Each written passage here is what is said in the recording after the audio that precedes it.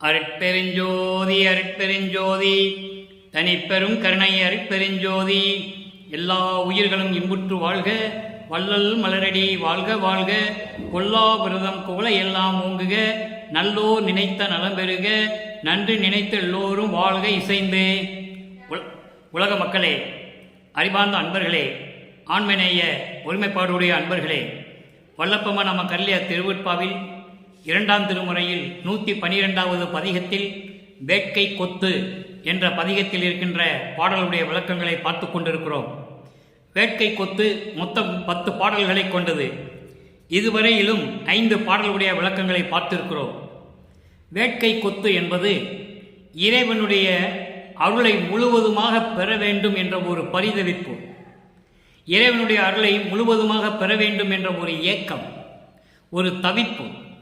அதைத்தான் வேட்கை கொத்து என்ற பெயரில் நமக்கு 10 பாடல்களை அருளியிருக்கிறார்கள் நமது இறைவன் வல்லற்பமானவர்கள். தன்னை தலைவியாகவும் இறைவனை தலைவனாகவும் உள்ளத்தை தோழியாகவும் வர்ணனை செய்து இந்த பதிகத்தை நமக்கு அருளியிருக்கிறார்கள். சமயங்களும் மதங்களும் மார்க்கங்களும் சூழ்ந்திருந்த காலகட்டங்களில், அதாவது இந்த மண்ணுலகுக்கு ஏன் வருவிக்க உற்றும் என்ற நிலை தெரியாத நிலையில், மறைப்பு இருந்த நிலையில் எப்படியெல்லாம் வல்லற்பமானவர்கள் இறைவனை வணங்கினார்கள் என்பதையும், எப்படியெல்லாம் சமயங்களிலும் மதங்களிலும் மார்க்கங்களில் கூறப்பட்ட வழிபாட்டு முறைகளை கொண்டிருந்தார் என்பதையும் நாம் திருவற்பாவில் கண்ட உண்மை. அதன் பிறகு சமரச சுத்த சன்மார்க்கத்தை தன் தந்தை அருட்பெருஞ்சாதியிடம் பெற்ற பிறகு, அந்த மறைப்பு நீங்கிய பிறகு எப்படி இறைவனை வேண்டுகிறார் என்பதை நாம் 6ஆம் திருமுறையில் கண்கூடாக பார்த்து கொண்டிருக்கிறோம். 1ஆம் திருமுறையிலிருந்து 5ஆம் திருமுறை வரைக்கும் இருக்கிற பாடல்களுடைய விளக்கம் 6ஆம் திருமுறையில் இருக்கிறது. அதை தான் ஒவ்வொரு பதிகத்திலும் ஒவ்வொரு திருமுறையிலும் இருக்கின்ற பாடல்களை 6ஆம் திருமுறையில் இருக்கின்ற எந்தெந்த பதிகத்தில் எத்தனை பாடல் என்பதை ஒப்பிட்டு பார்த்து கொண்டிருக்கிறோம். வேட்கை கொத்து என்பது இறைவனுடைய அருளை முழுவதுமாக பெற வேண்டும் என்ற ஒரு ஏக்கத்தில் தலைவி தோழியிடம் சொல்லுகிறார். எப்படிப்பட்ட இறைவன் என்பதையும் இறைவனுடைய அருள் வல்லமைகளையும் எல்லாம் சொல்லிவிட்டு, இறைவன் என்னை ஆட்கொண்டான், அதன் பிறகு எந்த அருளையும் தரவில்லை என்று சொல்லுவார். இதனுடைய மைய கருத்து என்னவென்றால், சமயங்களையும் மதங்களையும் மார்க்கங்களையும் சார்ந்திருந்த எனக்கு எந்த விதமான அருளையும் இறைவனிடமிருந்து பெற முடியவில்லை. சமயங்களையும் மதங்களையும் மார்க்கங்களையும் கோட்பாடுகளை விட்ட பிறகுதான் இந்த ஏழா நிலைமிசை எனக்கு கிடைத்தது என்று வல்லற்பமான் நமக்கு 6ஆம் திருமுறையை அருளியிருப்பார்கள். அதை பார்த்து கொண்டிருக்கிறோம். அந்த வகையில் இன்று நாம் பார்க்க வேண்டிய பாடல் 2ஆம் திருமுறை 112வது பதிகம் வேட்கை கொத்து 6வது பாடல். பாடலை நன்றாக கவனியுங்கள். என் குணத்தான் எல்லாருக்கும் இறைவன் எல்லாம் வல்லான், என் அகத்தும் புறத்தும் உள்ளான், இன்ப நடராசன் இன்ப நடராஜன். பெண் குணத்தை அறியாத இளம் பருவந்தனிலே, பெண் குணத்தை அறியாத இளம் பருவம் தன்னிலே பிச்சேற்றி மனம் புரிந்தான், பெரிது கழித்திருந்தேன். வன்குணத்தால் அனுபவம் நான் அறிய நின்ற பொழுதில். அன்பர்களை நல்லா கவனிக்கணும்.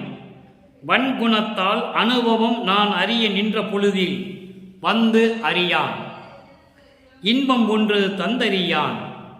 அவனும் வெண்குணத்தான் அல்லன், அவனும் வெண்குணத்தான் அல்லன், மிகு நல்லன் என பலகால் விழித்திருந்தும் விடுவேனோ விளம்பா என் தோழி. உள்ளத்தை தோழியாக வர்ணனை செய்து தலைவியாகிய வல்லற்பமானவர்கள் சொல்லுகிறார்கள். எப்படி இறைவனை பற்றி சொல்லுகிறார்கள்? எப்படிப்பட்ட இறைவன்? என் குணம் கொண்ட இறைவன். தன்வயத்தனாதல், தூய உடம்பினாதல், இயற்கையை உணர்வினாதல், முற்றிலும் உணருதல், இயற்கையாகவே பாசங்களை நீக்குதல், முடிவில் ஆற்றல் உடைமை, பேரின்ப உடைமை, இறுதியில் வரம்பில் இன்பம் உடைமை. இப்படி 8 குணங்களை கொண்டவன் இறைவன். அப்படிப்பட்ட இறைவன் எல்லாருக்கும் இறைவன், எல்லாருக்கும் இறைவன், எல்லாம் வல்லான், எல்லா அருளையும் கொண்ட வலிமையுடைய இறைவன். என் அகத்தும் புறத்தும் உள்ளான். இங்கே என் அகம் என்பது ஜீவன் இல்லை, அகம் என்பது ஆன்மா. அகப்புறம் என்பது ஜீவன், புறம் என்பது அந்த கரணங்கள், மனம் முதலிய கருவிகள், மனம், சித்தம், புத்தி, அகங்காரம். புறப்புறம் என்பது ஐம்பொறிகள், கண், காது, மூக்கு, வாய், மெய். இங்க என்ன சொல்றாருன்னா, என் அகத்தும் புறத்தும், என் ஆன்மாவிலும் அதாவது என் உள்ளத்திலும், புறத்தும் என்பது வெளியிலும் என்று சொல்லலாம். மனம், சித்தம், புத்தி, அகங்காரம் என்ற நிலைகளில் கூட இருக்கிறான் இறைவன். அப்படிப்பட்ட இன்ப நடராசன் பெண் குணத்தை அறியாத இளம் பருவம் தன்னிலே, பெண் குணத்தை அறியாத இளம் பருவம், ஒன்றும் தெரியாத இளம் பருவம், அதான் பெண்களுடைய நிலையை தெரியாத பருவம், காமம் தெரியாத பருவம் என்று கூட சொல்லலாம். காமம் தெரியாத பருவம், அதாவது இளம் பருவம், அதான் பெண் குணத்தை அறியாத இளம் பருவம் என்று சொல்கிறார். அதாவது பெண்களை பற்றி, பெண் குணத்தை பற்றி, பெண் குணங்களை பற்றி அறியாத இளம் பருவம், காமம் தெரியாத பருவம். அப்படி பருவத்திலே பிச்சேற்றி மனம் புரிந்தான். என்னை பைத்தியவளாக்கி பைத்தியம் பிடிக்க செய்து, பிச்சை என்றால் பைத்தியம், என்னை பிச்சேற்றி மனம் புரிந்தான், என்னை பைத்தியமாக்கி மனம் புரிந்தான். மனம் புரிந்தான் என்பது ஆட்கொண்டான். தன்னை பெண்ணாக உருவப்படுத்தி இந்த பாடலிலே கூறியதால் மனம் புரிந்தான் என்று சொல்கிறார். என்னை ஆட்கொண்டான், அப்பொழுது பெரிது கழித்திருந்தேன், மிகவும் மகிழ்ச்சியாக இருந்தேன். வன்குணத்தால் அனுபவம் நான் அறிய நின்ற பொழுது என்னை ஆட்கொண்டான். அதன் பிறகு வன்குணத்தால் என்பது அனுபவம் அறிய முடிய, அதாவது அனுபவம் அறிவதற்கு நின்ற பொழுது, நல்ல அறிவால், வன்குணம் நல்ல அறிவு, மெய்யறிவு. இந்த மெய்யறிவு என்ன என்பதை நான் அனுபவத்தால் அறிந்து கொள்ள நின்ற பொழுது, நல்லா கவனிக்கும் நண்பர்களே, ஆட்கொண்டான், அவ்வளவுதான், எதையும் கொடுக்கல. இறைவன் 9வது வயதிலே ஆட்கொண்டான், 9வது ஆண்டிலே. வல்லப்பமனை சுற்றும் பொழுது வயது குறிப்பிடக்கூடாது. வருவிக்க உற்று இறைவனால் ஒரு தாயின் வழியாக இந்த மண்ணுலைக்க வருவிக்க உற்று 9வது ஆண்டிலே ஆட்கொண்டான். அதை தான் இங்கு சொல்லுகிறார், பெண் குணத்தை அறியாத இளம் பருவம் என்று சொல்லுகிறார். 9வது வயதிலே, அதாவது 9வது ஆண்டிலே என்னை வந்து பிச்சேற்றி மனம் புரிந்தான், என்னை பைத்தியம் பிடிக்க செய்து வந்து என்னை ஆட்கொண்டான். அவன் மீது அவ்வளவு காதலித்தேன் என்று சொல்லுகிறார். அப்போ வன்குணத்தால், அந்த மெய் அறிவால் அனுபவம் பற்றி நான் அறிய நின்ற பொழுது வந்து அறியான். அவன் வந்து எனக்கு எந்த விதமான அறிவிப்பும் செய்யவில்லை. இன்பம் ஒன்றும் தந்தறியான். அவன் ஒரு இன்பத்தையும் எனக்கு கொடுக்கவில்லை. இன்பம் என்று எனக்கு என்ன தெரியாது. இன்பம் தந்து அறியான். அவனும் வெண்குணத்தான் அல்லன். அவனும் வஞ்சகம் உடையவன் அல்ல. வெண்குணம் என்பது வஞ்சகம் உடையவன். அவனும் வஞ்சக குணம் கொண்டவன் அல்ல. இறைவனை சொல்லுகிறார், வஞ்சக குணம் கொண்டவன் அல்ல, மிகுந்த நல்லவன், மிகுந்த நல்லவன் என பல்கால் விழித்திருந்தும், பல தடவை நான் பார்த்திருந்தும், அவனை கண்டிருந்தும் நான் விடுவேனா? சொல்லு என் தோழி, சொல்லு என் மனமே என்று சொல்லுகிறார். இப்ப இந்த பாடலுடைய விளக்கத்தை கோர்வையாக சொல்லுகிறேன். 8 குணம் கொண்டவன், ஏற்கனவே சொல்லிவிட்டேன். தன்மையத்தனாதல், தூய உடம்பினாதல், இயற்கை உணர்வினாதல், முற்றிலும் உணருதல், இயற்கையாகவே பாசங்களை நீக்குதல், முடிவில் ஆற்றல் உடைமை, பேரருள் உடைமை, வரம்பில் இன்பம் உடைமை. இப்படி 8 குணங்களை கொண்ட இறைவன், எல்லாருக்கும் இறைவன், எல்லா வல்லமும் கொண்டவன், என் உள்ளேயும் வெளியேயும் உள்ளான். அந்த இன்ப நடராசன் என் ஆன்மாவிலோடு கலந்து இருக்கிறான். மனம், சித்தம், புத்தி, அகங்காரம் என்ற நிலைகளோடு இருந்து கொண்டிருக்கிறான். எனக்கு வெளியேவும் நின்று கொண்டிருக்கிறான். அப்படிப்பட்ட இறைவன் இன்ப நடராசன் பெண் குணத்தை அறியாத இளம் பருவத்திலே இந்த மண்ணுலைக்கே வருவிக்க விட்டு 9வது ஆண்டிலே என்னை ஆட்கொண்டான். பிச்சேற்றி மனம் புரிந்தான். என்னை பைத்தியம் பிடிக்க செய்து, என்னை அலைய வைத்து, ஊராக சுற்ற வைத்து, தெரு தெருவாக சுற்ற வைத்து வந்து என்னை ஆட்கொண்டான் என்று சொல்லுகிறார். அதன் பிறகு ஆட்கொண்டானே தவிர மெய் அறிவால், அதாவது வன்குணத்தால் மெய் அறிவால் அனுபவம் பற்றி அறிய வேண்டும் என்று நான் நின்று கொண்டிருந்த பொழுது அவன் வரவில்லை. எந்த இன்பமும் எனக்கு தரவில்லை. எந்த இன்பமும் எனக்கு தரவில்லை. அவனும் வெண்குணத்தான் அல்லன். அந்த இறைவன் வஞ்சகன் அல்ல, வஞ்சக குணம் கொண்டவன் அல்ல, மிக நல்லவன், மிகவும் நல்லவன் என்று நான் பல தடவை பார்த்திருக்கிறேன், கண்டிருக்கிறேன். அப்படிப்பட்டவனை நான் விடுவேனா? அவன் எவ்வளவு தூரம் வேண்டால் ஓடி பார்க்கட்டும். எத்தனை காலம் ஏமாற்றுவான் என்னை, நான் பார்த்துக் கொள்ளுகிறேன். சொல்லு என் தோழி என்று சொல்லி தோழியிடம் சொல்லுவது போல இந்த பாடலை நமக்கு அருளியிருக்கிறார்கள். அன்பர்களே, இந்த பாடலில் கூறப்பட்ட ஒரு 3 நிலைகள் பாருங்க. என் குணத்தான், எல்லாருக்கும் இறைவன், எல்லாம் வல்லான், என் அகத்தும் புறத்தும் உள்ளான் இன்ப நடராசன். இது ஒரு நிலை, இறைவனை பற்றிய நிலை. இதை எப்படி தோழியிடம் சொல்லுகிறார்? இது 2ஆம் திருமுறையிலே தோழியிடம் சொல்லுவது. அப்போ சமயங்களும் மதங்களும் மார்க்கங்களும் சார்ந்திருந்த காலங்களில் இறைவனை ஆட்கொண்டு நமது குழந்தை இறைவனை ஆட்கொண்டு வள்ளல் பெருமானை ஆட்கொண்டு சென்று விட்டான் அருட்பெருஞ்சோதி. மறைப்பு நீங்கிவிட்டது. மறைப்பு நீங்கிய பிறகு இறைவன் எப்படிப்பட்டவன் என்பதை 6ஆம் திருமுறையிலே பார்க்க போகிறோம். அடுத்து 2வது நிலை, பெண் குணத்தை அறியாத இளம் பருவந்தனிலே பிச்சேற்றி மனம் புரிந்தான்.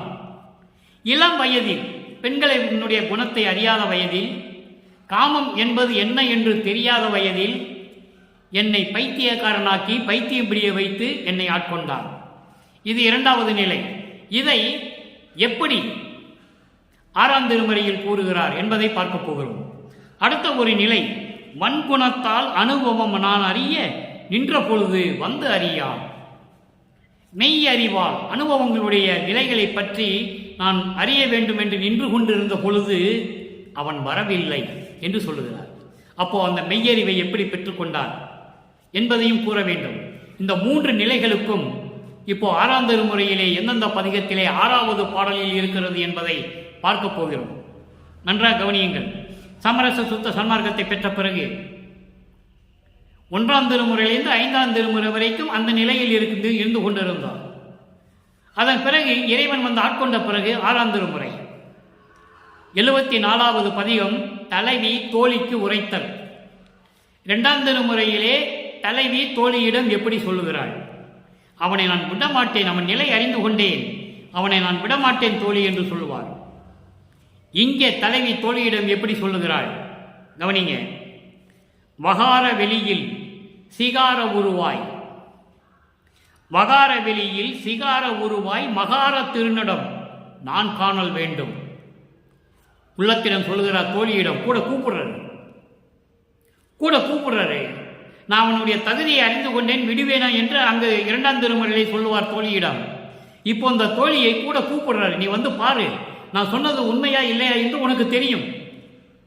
இது எப்போ? சமரச சுத்த சன்மார்க்கத்தை பெற்ற பிறகு. இங்க பாருங்க, வகார வெளியில் சிகார உருவமாய் மகார திருநடம் நான் காணல் வேண்டும். விகார உலகை வெறுப்பாயோ தோழி, வேறாகி என் சொல் மறுப்பாயோ தோழி. அப்படிப்பட்ட இறைவனுடைய திருநடனத்தை நான் காண வேண்டும், நீ என்னுடன் வர வேண்டும். இந்த வேறுபட்ட உலகம், பொய் உலக நடையில் இருக்கின்ற இந்த உலகை பார்த்து நீ துன்பப்பட போகிறாயா, இல்லை என்னோட வந்து சுகம் பெறப் போகிறாயா, இல்லை என் சொல் கேட்பாமல் நீ உன் வழியில் செல்ல போகிறாயா? அதெல்லாம் கவனிக்கணும். இப்போ இந்த பாடலுடைய பொருள் பாருங்க. வகார வெளியில், வகார வெளி என்பது அருள் சக்தி வெளி. அருள் சக்தி வெளி என்பது இயற்கை உண்மையான வெளி. அதைத்தான் மகாமந்திரத்திலே முதல் அருட்பெருஞ்சோதி என்று சொல்லுவார். முதல் அருட்பெருஞ்சோதி என்பது இயற்கையின் உண்மையாக இருப்பது. 2வது அருட்பெருஞ்சோதி இயற்கை உண்மையின் விளக்கமாக இருப்பது. தனிப்பெருங்கருணை என்பது இன்ப நிலையில் இருப்பது. அடுத்த கடைசி அருட்பெருஞ்சோதி வந்து பேரின்பமாக நிலையில் இருப்பது. அப்போ வகார வெளி என்பது அருள் சித்த வெளி. அருள் சக்தி வெளி. அருள் சக்தி வெளி என்பது இயற்கை உண்மை வெளி. அப்படி இயற்கை உண்மை வெளியில் சிகார உருவாய். சிகார உருவம் என்பது சித்து உருவாய். சித்து உருவாய் என்பது இயற்கை உண்மையின் விளக்கமாக இருப்பது. இயற்கை உண்மையின் விளக்கமாக இருந்து கொண்டு இயற்கையின் உண்மை வெளியிலே, அருள் சக்தி வெளியிலே இயற்கை உண்மையின் விளக்கமாக இருந்து கொண்டு, இயற்கை உண்மை விளக்கமாக இருந்து கொண்டு மகார திருநடம் பேரின்பமான அந்த அருள் நடனத்தை நான் காண வேண்டும். தோழி, நீ என்னோடு வா. விகார உலகை வெறுப்பாயோ தோழி, இந்த உலக நடை உனக்கு எதற்கு? இதிலே இருந்து கொண்டு, இந்த உலக நடையில் இருந்து கொண்டு நீ துன்பப்பட போகிறாயா? இல்லை என்னுடனே வந்து மேம்பட போகிறாயா? இல்லை என்றால் என் சொல்லை கேட்காமல் நீ மறுப்பாயா தோழி என்று சொல்லுகிறார். விகார உலக நடை வெறுப்பாயோ தோழி, வேறாகி என் சொல் மறுப்பாயோ தோழி. என் சொல்லை கேட்டு என்னுடன் வா. இயற்கை உண்மை வெளியிலே இயற்கை உண்மையின் விளக்கமாக பேரின்பமாக நடனம் வழி கொண்டிருக்கும் அந்த நடனத்தை நான் பார்க்க வேண்டும். நீயும் என்னோடு வா. இந்த உலக நடையில் இருந்து கொண்டு, பொய் உலக நடையில் இருந்து கொண்டு மாறுபட்ட வேறுபட்ட கருத்துக்களை கொண்ட இந்த உலக நடையில் இருந்து கொண்டு நீ துன்பப்பட போகிறாயா? நீ என்னுடன் வா. இல்லை, நான் சொல்லுவதை கேட்காமல் உன் விருப்பப்படி போகிறாயா என்று தோழியிடம் சொல்லுவது போல இந்த பாடலை நமக்கு அருளியிருக்கிறார்கள். அடுத்து பதிகம் 76. பாங்கி தலைவி பற்றி தலைவனிடம் சொல்லுதல். தோழி தலைவியை பற்றி தலைவனிடம், இறைவனிடம் சொல்லுதல். அப்போ வல்லப்பெருமானுடைய நிலையை உலக மக்களுக்கு உள்ளம் சொல்லுகிறது. தோழி சொல்லுகிறாள். நல்ல கவனிங்க. 6வது பாடல், அந்த பதிகத்திலேயும் 6வது பாடல்.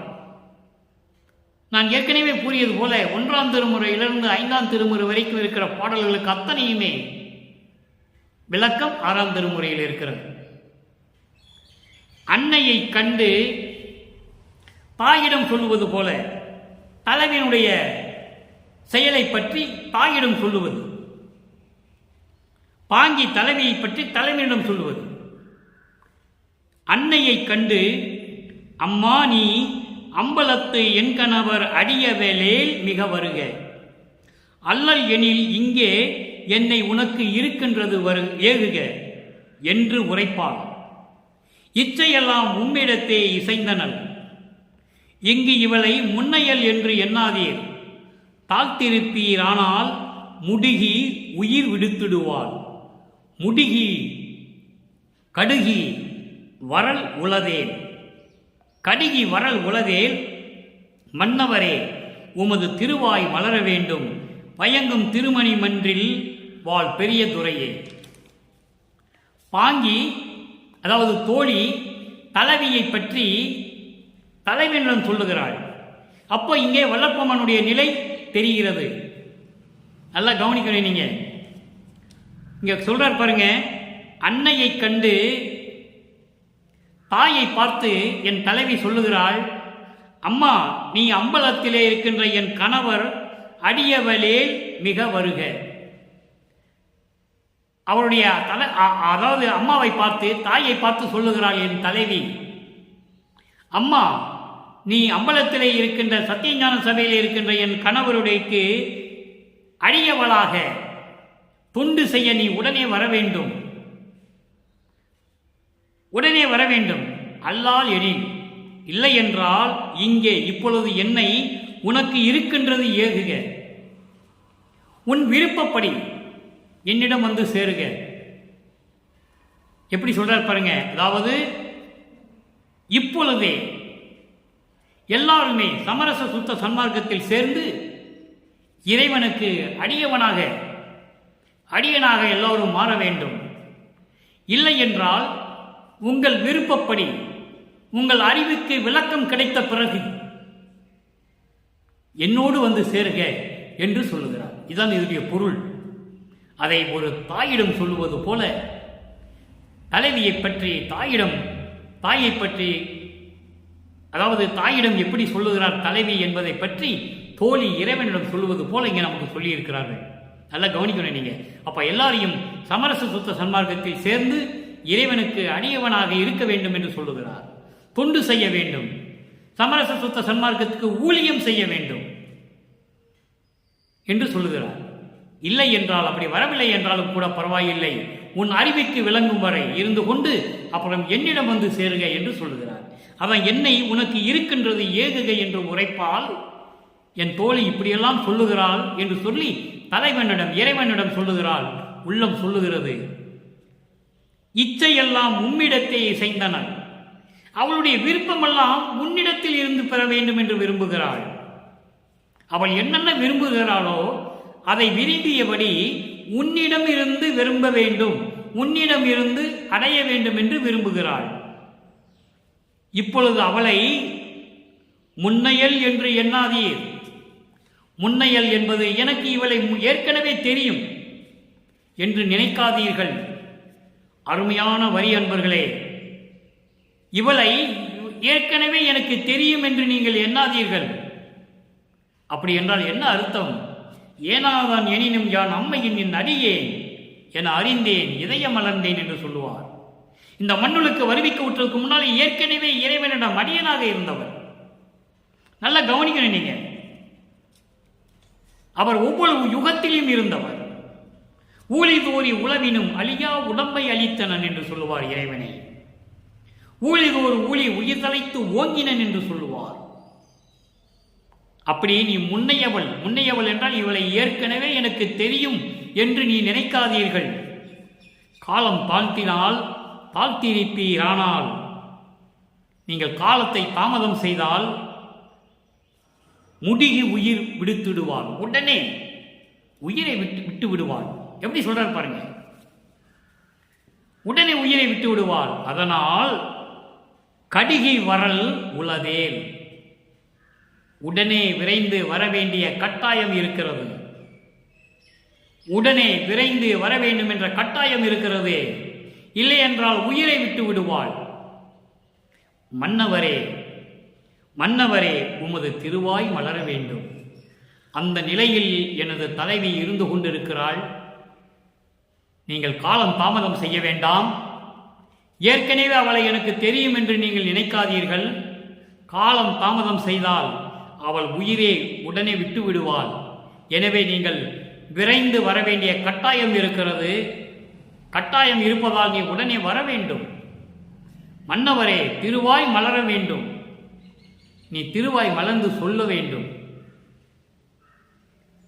வயங்கும் திருமணி மன்றில் வாழ் பெரிய துறையே, சத்தியஞான சபையிலே விளங்கிக் கொண்டிருக்கின்ற பெரிய வாழ்துறையே, பெரிய துறையே, அருட்பெருஞ்சோதி ஆண்டவரே தெளிவாக சொல்லுகிறார்.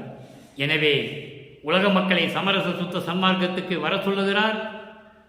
அப்படி வர தாமதம் செய்தால் உங்கள் அறிவுக்கு விளங்கும்படி காலம் எடுத்துக்கொண்டு என்னிடம் விரைவில் வந்து சேருங்கள் என்று சொல்லுகிறார். உடனே இறைவனிடம் தோழி சொல்லுகிறார், இவள் ஏற்கனவே முன்னையவள் என்று எண்ணாதீர்கள். முன்னையவள் என்றால் ஏற்கனவே அவளை எனக்கு தெரியும் என்று நீங்கள் எண்ண வேண்டாம். இதை வளர்ப்புமான் சொல்லுவார், அற்புதமாக சொல்லுவார். புதிய நல்லேன் தொன்று தொட்டு உன் பூங்கழலுக்கு அன்பு பூண்டவன் என்று சொல்லுவார். நான் புதுசா ஒன்றும் வந்துடல, உனக்கு தெரியும். தொன்று தொட்டு, இந்த பூர்வீகம், தொன்று தொட்டு என்பது இந்த பிரபஞ்சம் தோன்றிய காலத்திலிருந்தே நான் உன் திருவடிகளுக்கு அடிமைப்பணி செய்தவன். இன்னொரு பாடலிலே சொல்லுவார், புதுமையன் என்று என்னை போக்குதோரோ நீர், பூர்வித்தினும் உன் திருவடிகளுக்கு அடிமை பூண்டவன் என்று சொல்லுவார். புதுசா வினோதமாக இருக்கிறானே, இவன் வேற்றாறு மாதிரி இருக்கிறானே என்று நீ என்னை தள்ளிவிடுகிறாயா? காலம் தாமதம் செய்கிறாயா? அப்படியெல்லாம் இல்லை. பூர்வித்தினும், பிரபஞ்சம் தோன்றிய காலத்திலிருந்தே உன் திருவடிகளுக்கு நான் பணி செய்தவன் தானே. அதை தான் இங்கு சொல்லுகிறார், முன்னையவள் என்று எண்ணாதீர். அவ்வளவு விளக்கங்கள் இருக்கிறது அன்பர்களே. சொல்ல சொல்ல மனம் மகிழ்வடையும், உள்ளம் பூரிக்கும், கண்களிலிருந்து ஆனந்த கண்ணீர் வழிந்தோடும். அப்படிப்பட்ட இறைவனை, வல்லப்பமானுடைய இறைநிலையை இந்த உலகிற்கு சொல்லாமல் விட்டு விட்டார்கள் என்பதுதான் வேதனையான விஷயம். யாரும் சொன்னதில்லை. அதைதான் வல்லப்பெருமான் சொல்லுகிறார். முன்னையல் என்று எண்ணாதீர் என்று உள்ளம் இறைவனிடம் சொல்லுகிறது. இவள் ஏற்கனவே எனக்கு தெரியும் என்று நீ நினைத்து விடாதே. காலம் தாமதம் செய்தால் உடனே வந்து நீ அவளை அருள் செய்ய வேண்டும், அவளை ஏற்றுக்கொள்ள வேண்டும். இல்லை என்றால் உடனே உயிரை விட்டு விடுவாள் என்று சொல்லுகிறது மனம். உலகுக்கு தெரிவிக்கிறார் வல்லற்பெருமான் அவர்கள் என்பதை நீங்கள் புரிந்து கொள்ள வேண்டும். அடுத்து பாருங்க, பதிகம் 77. பதிகம் 77 தலைவி தலைவன் செயலை தாய்க்கு உரைத்தல். ஏற்கனவே தாயிடம் சொல்லியாச்சு, உலக மக்களிடம் சொல்லியாச்சு, எல்லாம் வந்து சமரச சங்கத்துக்கு வாங்க, சத்திய நெறிக்கு வாங்கன்னு சொல்லியாச்சு. இப்போ தலைவி தலைவனை பற்றி தாய்க்கு சொல்லுகிறார், உலக மக்களுக்கு பிரகடனப்படுத்துகிறார். எப்படி எப்படி இறைவனுடைய நிலையை சொல்லுகிறார், எப்படி இறைவனிடம் அருளை பெற்றுக் கொண்டார். இங்க பாருங்க, மெய்க்குலம் போற்ற விளங்கும் மணாளர் தன்னை ஒரு பெண்ணாக உருவகம் செய்து, தலைவியாக உருவகம் செய்து, இறைவனை தலைவனாக கணவனாக உருவகம் செய்து, அதாவது வர்ணனை செய்து தாய்க்கு சொல்லுகிறாள். மெய்க்குலம் போற்ற விளங்கும் மணாளர் வித்தகர் அம்பலம் மேவும் அழகர். அங்கே 2ஆம் திருமுறையில் நாம் பார்த்த பாடலை என்ன சொல்லுவார்? என் குணத்தான் என்று சொல்லுவார், எல்லாம் வல்ல இறைவன் என்று சொல்லுவார், என் உள்ளத்திலே இருக்கின்ற இறைவன் என்று சொல்லுவார். இங்கே இறைவனை பற்றி சொல்லும்போது எப்படி சொல்கிறார் பாருங்க, மெய்க்குலம் போற்ற விளங்கும் மணாளர் வித்தகர் அம்பலம் மேவும் அழகர் இக்குலமாதரும், நல்லா கவனிக்கும் நண்பர்களே, இக்குலமாதரும் ஞானும் என் நாதர் இன்னருள் ஆடல்கள் பண்ணுறும் போது, இன்னருள் ஆடல்கள் பண்ணுறும் போது பொய்ப்புலம் பேசி புலம்பாதே பெண்ணே பூரண நோக்கம் பொருந்தினை. அவ்வளவு விளக்கங்கள் இருக்கிறது, நன்றாக கவனிச்சுட்டே வரணும் நீங்க. பூரண நோக்கம் பொருந்தினை நீதான் எக்குலம் என்கின்றார் என்னடி அம்மா, இவ்வளவு நடந்த பிறகு என்னை எக்குலம் என்கிறார் என்னடி அம்மா, என் கைப்பிடிக்கிறார் என்னடி அம்மா. விளக்கம் பாருங்க, மெய்க்குலம் போற்ற விளங்கும் மணாளர். மெய்க்குலம் என்பது சமரச சுத்த சன்மார்க்கம்.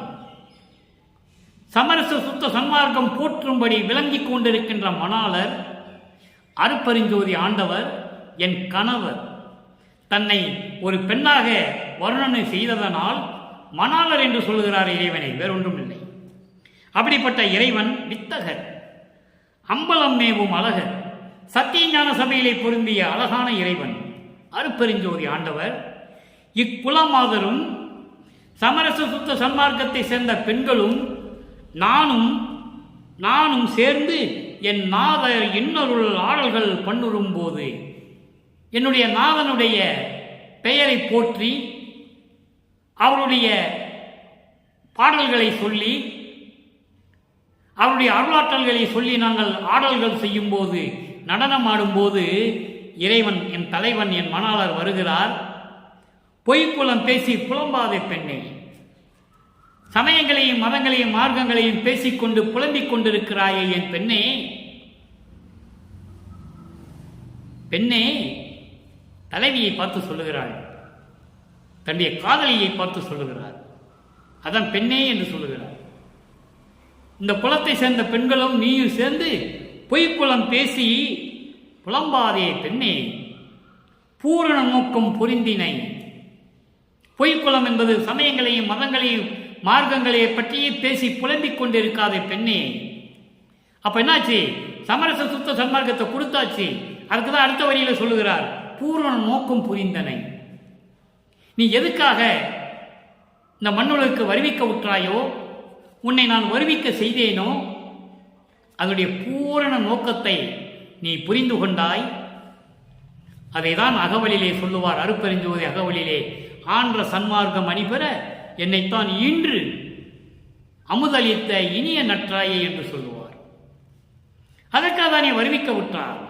அகத்தை கருத்து புறத்தை வெளுத்திருந்த உலக அனைவரையும் சகத்தை திருத்தி சன்மார்க்கத்தை அடைவித்திட அவரும் இகத்தை பரத்தை பெற்று மகிழ்ந்திடுவதற்கென்றே என்னை உகத்தே இறைவன் வருவிக்க உற்றேன், அருளை பெற்றேனே.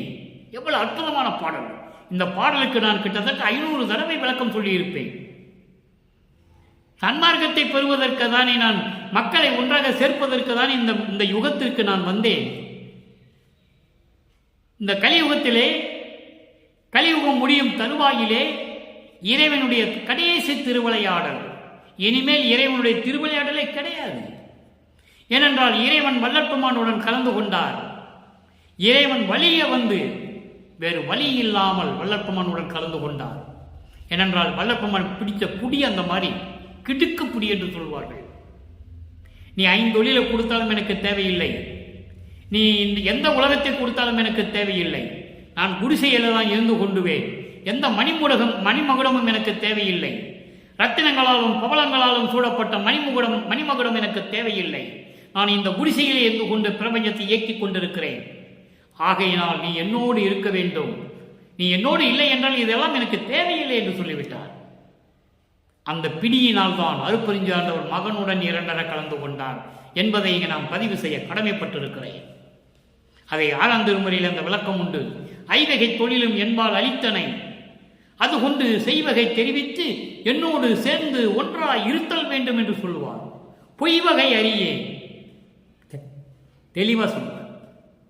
நீ உன்னை தவிர உன்னை கேட்காம நான் எதுவும் செய்ய மாட்டேன், அதான் பொய்வகை அறியே.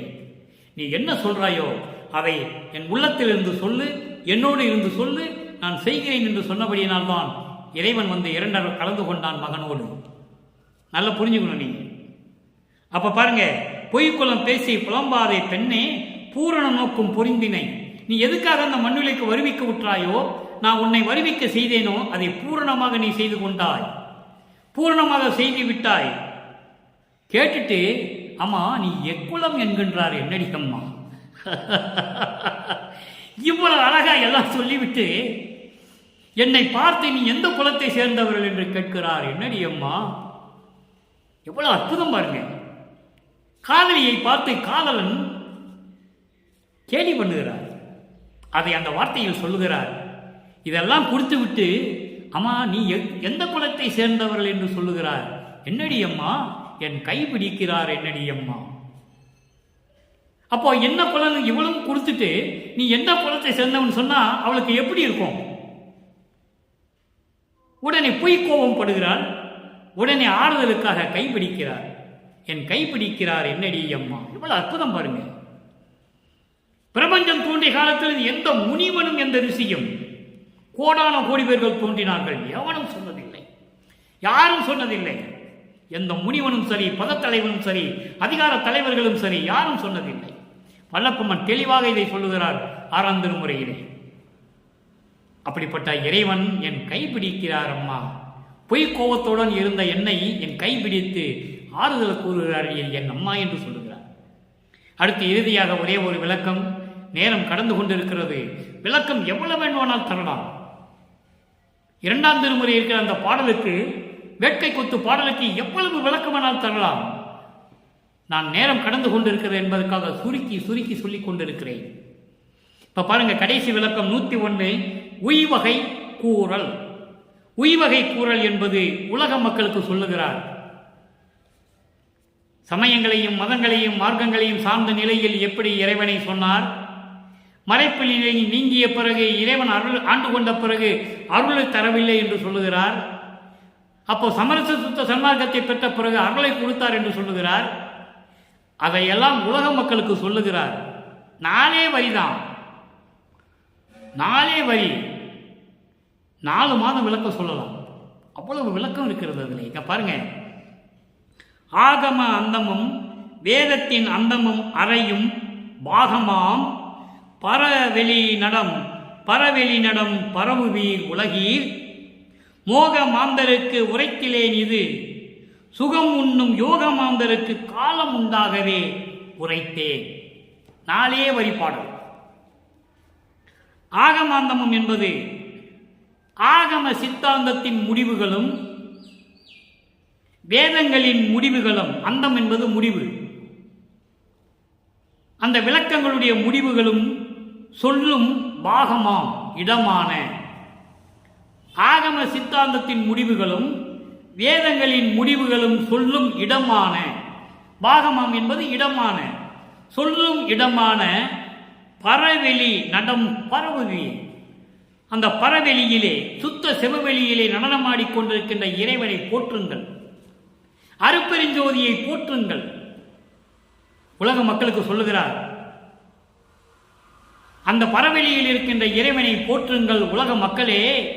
இது யோக மாந்தருக்கு உரைத்திலேன். இது மோகமாந்தர்களுக்கு.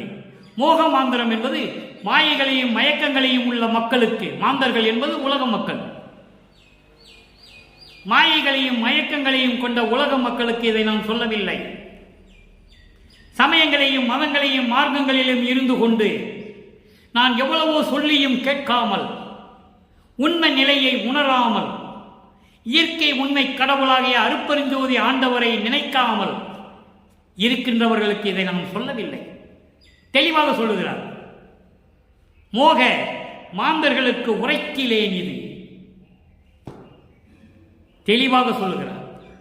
சுகம் உண்ணும், இறைவனுடைய பேரின்பம் வேண்டும், இறைவனுடைய அருள் பெற வேண்டும், இறைவனுடைய செல்வங்களை பெற வேண்டும் என்று நினைக்கக்கூடிய யோக மாந்தருக்கு காலம் உண்டாகவே உரைத்தேன். அவங்களுக்கு நல்ல காலம் பிறக்க வேண்டும் என்பதற்காகவே இதை சொல்லுகிறேன். யோக மாந்தர்கள் என்பது சமரச சுத்த சன்மார்க்கத்தை சேர்ந்தவர்கள். அவர்தான் யோக மாந்தர்கள். எல்லா யோகங்களையும் இறைவனிடம் பெறக்கூடிய தகுதி உள்ளவர்கள். அவர்களுக்கு நான் சொல்லிக் கொள்கிறேன், சொல்லுகின்றேன் என்று சொல்லி இந்த பாடலை நாம் சொல்லியிருக்கிறார்கள். எவ்வளவு அற்புதம் பாருங்க. ஆக இதிலிருந்து நாம் தெரிய வேண்டிய கருத்து என்னவென்றால், உலக மக்களே, மாயைகளையும் மயக்கங்களையும் துன்பங்களையும் துயரங்களையும் தரக்கூடிய இந்த சமயங்கள் மதங்கள் மார்க்கங்களில் நெறிகளில் இருந்து மாறுபட்டு அதை விட்டு விலகி வர வேண்டும். அதை விட்டு விலகி வந்தால் நீங்களும் யோகம் வந்தர்கள். ஆக உங்களுக்காகவே நான் சொல்லுகிறேன், இறைவனுடைய அருளையும் இறைவனுடைய அருள் செல்வங்களையும் பொருள் செல்வங்களையும் உங்களுக்கு நல்ல காலம் உண்டாக வேண்டும் என்பதற்காகவே, உங்களுக்கு நல்ல காலம் பிறக்க வேண்டும் என்பதற்காகவே நான் இதை சொல்லுகிறேன் என்று சொல்லி இந்த பாடலை நமக்கு அருளியிருக்கிறார்கள். எவ்வளவு அற்புதம் பாருங்க. ஆக இரண்டாம் திருமுறை பாடலுக்கு எவ்வளவு விளக்கங்கள் இருப்பதை என்பதை நீங்கள் புரிந்து கொள்ள வேண்டும். 200 ஆண்டுகள் காலமாகவே இறைவனுடைய வல்லற்பமானுடைய அருள் நிலையை யாருமே சொல்லவில்லை என்பதுதான் வேதனையான விஷயம், வருத்தப்படக்கூடிய விஷயம். ஒரு சாதாரண குழந்தையாகவே பிறந்தார் என்றும், சாதாரண குழந்தையாகவே வளர்ந்தார் என்றும், ஒரு சாதாரண வாலிபனாகவே திரிந்தார் என்றும், அத்தை மகளை மனம் புரிந்தார் என்றும், அதன் பிறகு மனைவியை விட்டு வந்தார் என்றும் இப்படியெல்லாம் சொல்லிக்கொண்டு திரிந்து கொண்டிருந்தார்கள். இன்னும் சொல்லிக் கொண்டிருக்கிறார்கள். எனவே உலக மக்களே, நன்றாக ஆராய்ந்து சிந்தனை செய்து பாருங்கள். வல்லற்பமான் சொல்லிய கருத்துக்கள் அத்தனையுமே உண்மையானது, சத்தியமானது. எனவே நீங்கள் எல்லாரும் சமரச சுத்த சன்மார்க்க சத்திய நெறிக்கு வாருங்கள். ரொம்ப அற்புதமான ஒரு மார்க்கம், தனிப்பட்ட மார்க்கம். எந்த விதமான குறியீடுகள் குறுக்கீடுகள், சமயங்களையும் மதங்களையும் மார்க்கங்களையும் சாராத ஒரு தனி மார்க்கம்.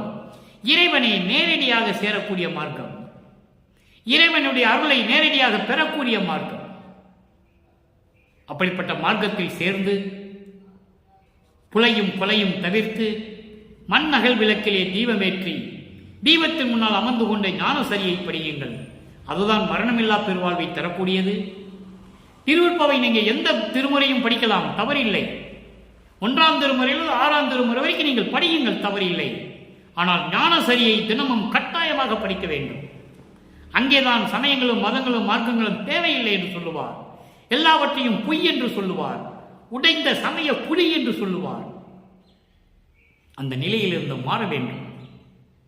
சமரச சுத்த சன்மார்க்கத்தை பெற்றுக்கொண்டு அந்த வழியில் இருந்து கொண்டு நீங்கள் இறைவனை வணங்கி இறைவனுடைய அருளையும் அருள் செல்வங்களையும் பொருள் செல்வங்களையும் எல்லாம் பெற்று நோயற்ற வாழ்வில் இந்த உலகிலே நீங்கள் வாழ்வாங்கு வாழ வேண்டும் என்று இறைவனுடைய தயவோடையும் கருணையோடையும் வாழ்த்தி இந்த வள்ளலார் ஒளியன் விடைபெறுகிறேன். மீண்டும் நாளை சந்திப்போம். நன்றி, வணக்கம். அருட்பெருஞ்சோதி அருட்பெருஞ்சோதி, தனிப்பெரும் கருணை அருட்பெருஞ்சோதி.